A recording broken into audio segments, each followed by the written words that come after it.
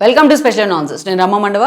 ఈరోజు అనాలిసిస్లో భాగంగా మనం తీసుకోబోతున్న టాపిక్ ఏంటంటే, ఆ కుర్చీ పుట్టిందే ఆ కుటుంబం కోసం, వైసీపీ పిచ్చి పీక్స్, ఎవర్రా మీరంతా, ఎక్కడి నుంచి పట్టుకొచ్చారు ఈ డైలాగులు అని చెప్పేసి నేను టైటిల్ పెట్టాను.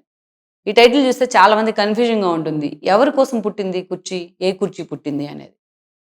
అంటే వైఎస్ఆర్సీపీ క్యాడర్ ఉద్దేశం ఏంటంటే, జగన్మోహన్ రెడ్డికి వంది మాగదులని చెప్పబడే వాళ్ళ క్యాడర్ ఉద్దేశం ఏంటంటే, ఓన్లీ రాష్ట్రంలో సీఎం కుర్చీ పుట్టింది వైఎస్ ఫ్యామిలీ కోసమే, వాళ్ళ కోసమే రాసి పెట్టబడి ఉంది ఆ కుర్చీ అని చెప్పేసి ఈరోజు మాట్లాడమే కాదు, మాటల వరకు పరిమితం అయితే బాగుండేదేమో. ఈరోజు ఏకంగా రాష్ట్ర వ్యాప్తంగా ఎక్కడ పడితే అక్కడ ఫ్లెక్సీలు కూడా పెడతా ఉన్నారు వాళ్ళు. ఎవరు ఇస్తున్నారు వీళ్ళకి ఇలాంటి దిక్కుమాలిన డైలాగులు? రాజకీయం అంటే సినిమా కాదు కదా, అంత ఈజీగా 2 డైలాగులు రాసి ఫ్లెక్సీలు ప్రింట్ చేయడానికి. ఇలాంటి డైలాగులతోనే జగన్మోహన్ రెడ్డి ఆ పతనావస్థ నుంచి ఇంకా తేరుకోలేకపోతా ఉంటే, ఇంకా ఆయన అధపాతాలన్నీ కూరుకుపోతున్నారు ఇలాంటి డైలాగుల వల్ల. కనీసం ఇలాంటి దిక్కుమాలిన ఫ్లెక్సీలు పెట్టినప్పుడన్నా ఇలా పెట్టొద్దు, మీరు చేసే విధ్వంసం కోసం ఎదురు చూస్తున్నాం అంటే ఎవరైనా దాన్ని ఎంటర్టైన్ చేస్తారా? మనిషిని పుట్టినోళ్ళు ఎవరైనా. ఈరోజు జగన్మోహన్ రెడ్డి ఏ కంటెస్ట్‌లో వచ్చిన ఈ డైలాగులు అంటే, జగన్మోహన్ రెడ్డి లేటెస్ట్‌గా కౌన్సిల్ చైర్మన్‌గా మోషన్ రాజు ఉన్నారు, ఆ పార్టీ నేతే. ఆయన కొడుకు పెళ్ళికి ఆయన్ని ఆహ్వానిస్తే ఆయన కొడుకు పెళ్ళికి వెళ్లారు. భీమవరం దగ్గరలోని మండలం అది, పెద్దాపురం. అక్కడికి వెళ్తే అక్కడ ఆ పెళ్లిలో చేసిన హడావిడి మనం చూసాం వాళ్ళు. పాపం పెళ్లి మండపం కూడా ఒక దశలో కూలిపోయింది సగం బడ. అక్కడికొచ్చిన అతిథులంతా గందరగోళానికి గురయ్యారు. అసలు వేదిక మీద ఏం జరుగుతుందో అర్థం కాల. జగన్మోహన్ రెడ్డి ఎక్కడికి వెళ్ళినా, అది పెళ్ళైనా, చావైనా, ఒక మంత్రమైనా, ఇంకోటైనా, ఎక్కడైనా సరే ఆ అరాచకం ఉండాల్సిందే. అది రోడ్డైనా, బహిరంగ సభ అయినా, ఇంకోటైనా. ఎస్పెషల్లీ ప్రతిపక్షంలో ఉన్నప్పుడు ఇంకా ఎక్కువగా ఉంటుందన్నమాట ఇది.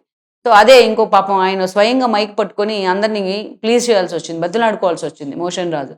బాబు దండం పెడతాను మీకు, మీరు అరాచకం చేయమాకండి, ఇక్కడ పెళ్లి జరుగుతా ఉంది అని చెప్పేసి. కౌన్సిల్ అన్న నయం వింటారు అపోజిషన్ అండ్ అధికార పార్టీ. కానీ ఇక్కడ ఎవరు కూడా ఆయన మాటలను కూడా పండించుకోలేదు. ఆయన మాటలు కూడా వినిపించుకోలేదు. ఎందుకు పిలిచానా జగన్మోహన్ రెడ్డి అని మొత్తుకున్నారు ఆయన. సో ఈ పెదామిరంలో జగన్మోహన్ రెడ్డి దారి పొడుగున ఫ్లెక్సీలు పెట్టారు. జగన్మోహన్ రెడ్డి సృష్టించే విధ్వంసం కోసం ఎదురు చూస్తున్నాం, జగన్మోహన్ రెడ్డి 2.0. అంటే ఇక్కడ చూడండి, గతంలో ఏం పెట్టేవాళ్ళు, జగన్మోహన్ రెడ్డి సీఎం ప్రతిపక్ష నేతకు పరిమితమైన తర్వాత, లైక్ ఒక రెంటపాళ్ళ పర్యటనప్పుడు స్టార్ట్ అయింది ఇది, ఈ ట్రెండ్, ఫ్లెక్సీలు పెట్టే ట్రెండ్. రప్పా రప్ప ఏదైతే పొట్టేళ్ళు తల్ల కోసినట్టు టీడీపీ నేతలు తల్ల కోసేస్తామని చెప్పి ఆ డైలాగులు స్టార్ట్ అయినాయి. జగన్మోహన్ రెడ్డి ఈ డైలాగులు పెడితే తప్పేంటి, అభిమానం ఎక్కువైపోయి అట్లా కోసేస్తాం టీడీపీ క్యాడర్ తల్ల అన్నారు, దాంట్లో తప్పేంటి అని మాట్లాడారు జగన్మోహన్ రెడ్డి. తర్వాత జగన్మోహన్ రెడ్డి 2.0 అని మాట్లాడుతూ వచ్చారు. ఆ తర్వాత వాటికి రక్తాభిషేకాలు జరిగినాయి జగన్మోహన్ రెడ్డి బర్త్డే సందర్భంగా. సో ఇలాంటి అరాచకాలు జరుగుతూ వచ్చినాయి. ఇవి ఇంకా పీక్స్కి వెళ్తా ఉన్నాయి. ఎవడికి ఇష్టం వచ్చిన డైలాగులు వాడు, ఎవడు ఒపీనియన్ వాడు ఫ్లెక్సీల మీద పెట్టేసి రోడ్డును పెడతా ఉన్నారు. యాక్చువల్గా మనకు ఒక ఐడియా వస్తేనో, మనకు ఒక ఒపీనియన్ వస్తేనే ఎవరితోనో షేర్ చేసుకుంటాం, ఇంటర్నల్గా డిస్కస్ చేసుకుంటాం ఫ్రెండ్స్తోనో, సన్నిహితులతోనో. కానీ వైఎస్ఆర్సీపీ క్యాడర్కో, ఆ పిల్లలకో, ఆ ఫాలో అయ్యేదంతా పిల్ల బ్యాచే, కనీసం ఓటు హక్కు కూడా లేని బ్యాచ్. వాళ్ళకి ఏదైనా ఐడియా వస్తే వాళ్ళు ఇష్టం వచ్చినట్టు వాటిని ఫ్లెక్సీలు ప్రింట్ చేయించేసి మొత్తం సమాజంలోకి వదులుతూ ఉన్నారు, భ్రష్టు పట్టిస్తూ ఉన్నారు మిగతా జనరేషన్ కూడా. ఇది పోలీసులు చాలా సీరియస్గా దీని మీద ఫోకస్ పెట్టాలి.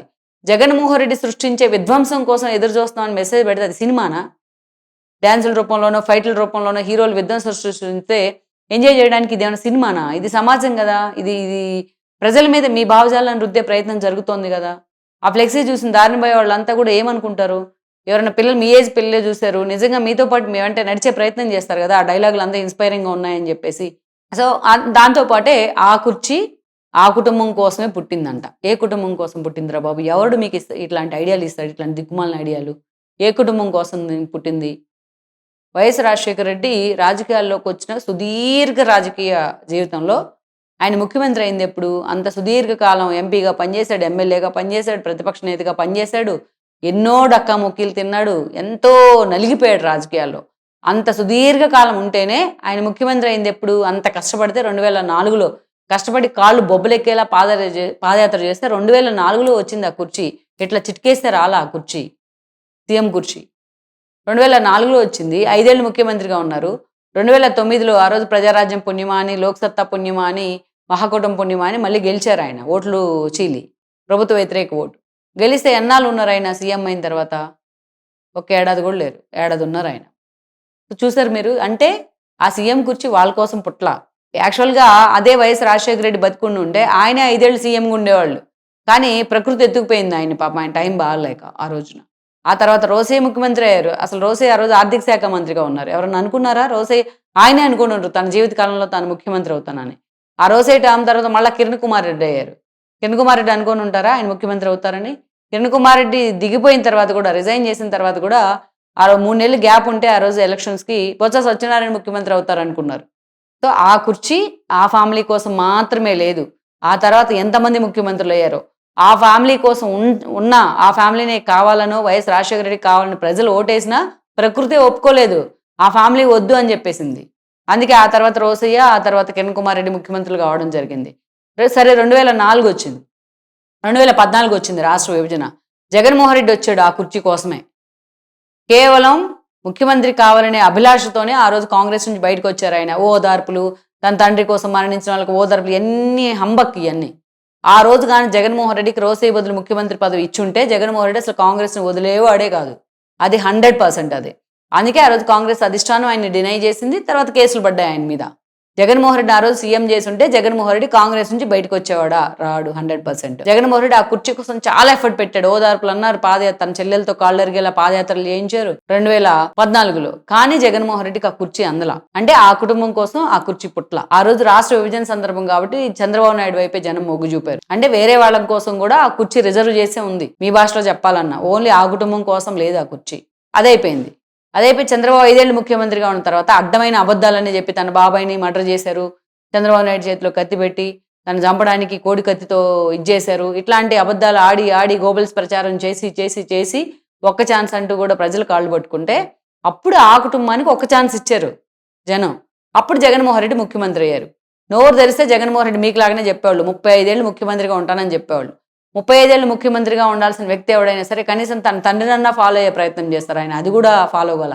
అసలు ఒక్క ఛాన్స్ ఇచ్చిందే ఆయన వైఎస్ రాజశేఖర రెడ్డి కొడుకులాగే పరిపాలన చేస్తాడేమో అని చెప్పేసి. కనీసం తన తండ్రి నుంచి ఆ లక్షణాలు కూడా ఆయన తీసుకోవాల. అందుకే ఆ కుటుంబానికి ఇంకా అసలు ఛాన్సే వద్దనుకున్నారు జనం. అందుకే ఆ ఒక్క ఛాన్స్ తీసుకెళ్ళి తొంగలో దొక్కి ఈరోజు 11 సీట్లకి వాళ్ళని పరిమితం చేశారు. మళ్ళా అగైన్ ఆ కుర్చీ చంద్రబాబు నాయుడికే దక్కింది. చంద్రబాబు నాయుడు కూటమి కలిసి ఆ రోజు చంద్రబాబు నాయుడికే దక్కింది. ఈరోజు కూటమిలో బీజేపీ ఉంది, పవన్ కళ్యాణ్ ఉన్నారు, లోకేష్ ఉన్నాడు చంద్రబాబు నాయుడు వారసుడుగా. కానీ మళ్ళా చంద్రబాబుకే దక్కింది ఆ కుర్చీ. అంటే ఆ కుటుంబం మనం మామూలుగా మీలాంటి పచ్చి భాషలో చెప్పుకోవాలంటే ఆ కుర్చీ ఎవరి కోసం రాసిపెట్టుంది? ఆ పదవి ఎవరి కోసం రాసిపెట్టుంది? ఎక్కువ సార్లు ఎవరు ముఖ్యమంత్రి అయ్యారు ఉమ్మడి రాష్ట్రం దగ్గర నుంచి ఇప్పటిదాకా కుర్చీలో? ఆ కుర్చీలో ఎక్కువ రోజులు ఎవరు కూర్చున్నారు? చంద్రబాబు నాయుడు కాదా? ఆ కుర్చీ సరే మీ భాషలో చెప్పాలంటే ఆ కుర్చీ రాసిపెట్టింది చంద్రబాబు నాయుడు కోసమేగా. ఏం భాష బాబు ఇది? మళ్ళా ఇప్పుడు ఆ కుర్చీ కోసం పరిగెత్తా ఉన్నారు. నాకు తెలిసి జగన్మోహన్ రెడ్డికి ఈసారి మొన్నే చెప్పింది India Today C Voter survey, అది కూడా చూసుకోరట్టుంది వీళ్ళు. జగన్మోహన్ రెడ్డి 5 ఏళ్ల అరాచకాన్ని చూసిన వాళ్ళు ఎవరు కూడా మరోసారి ఆ కుటుంబానికి గానీ, ఆ ఫ్యామిలీకి గానీ, ఆ ఫ్యామిలీ నీడ గానీ ఆ కుర్చీ మీద పడదామని అనుకోరు. ఎవరు? కామన్ సెన్స్ ఉన్న ప్రజలు. మీరేదో ఫ్లెక్సీలు పెట్టి, ఇట్లాంటి సినిమా డైలాగులు పెట్టి ఎవరిని రెచ్చగొట్టే ప్రయత్నం చేస్తా ఉన్నారు మీరు?